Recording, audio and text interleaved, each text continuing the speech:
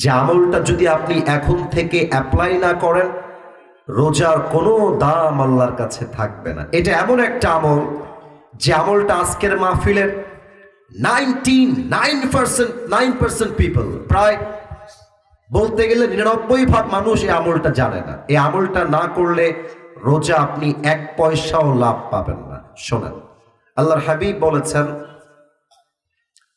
রমজানের রোজা রেখেও যে তার অন্তরে তার ভাইয়ের জন্য বিদ্বেষ পোষণ করে, হিংসা পোষণ করে, সে যতই রোজা রাখুক, যতই সে না খেয়ে থাকুক, তার রোজার 2 পয়সা দাম আল্লাহর কাছে নাই। ঠিক কিনা বলেন?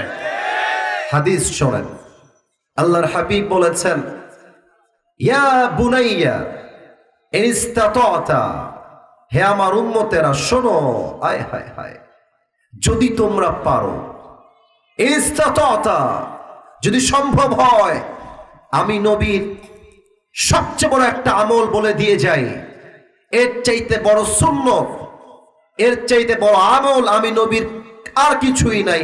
সবচেয়ে বড় আমল কি আমল? তুমি একটা দিন অথবা একটা রাত এমন ভাবে পার করবা, যেই রাত এবং যেই দিনে তোমার অন্তরে কারো জন্য চুল পরিমাণ, একটা জাররা শস্যের দানা পরিমাণ হিংসা থাকবে না, বিদ্বেষ থাকবে না। যদি এই আমলটা করতে পারো, এটাই হচ্ছে আমি নবীর জীবনের সবচাইতে সেরা আমল। এর চাইতে বড় আমল আর কিছুই হতে পারে না। সুবহানাল্লাহ পড়বেন না আপনারা? সবাই ডান হাত তুলবেন। Raise your right hand. ডান হাত সবাই তুলেছেন, মাশাআল্লাহ। এবার এই ডান হাতটা বুকে রাখেন, বুকে রাখেন। আমি যা বলবো you have to repeat after me. আমি যা বলবো আব্বা জান, আমি যা বলবো যুবক ভাইরা, আমি যা বলবো আম্মা জানেরা, আপনাকে তাই বলতে হবে। বলেন সবাই জবান খুলে, আগে একটা কাশি দেন, মাশাআল্লাহ।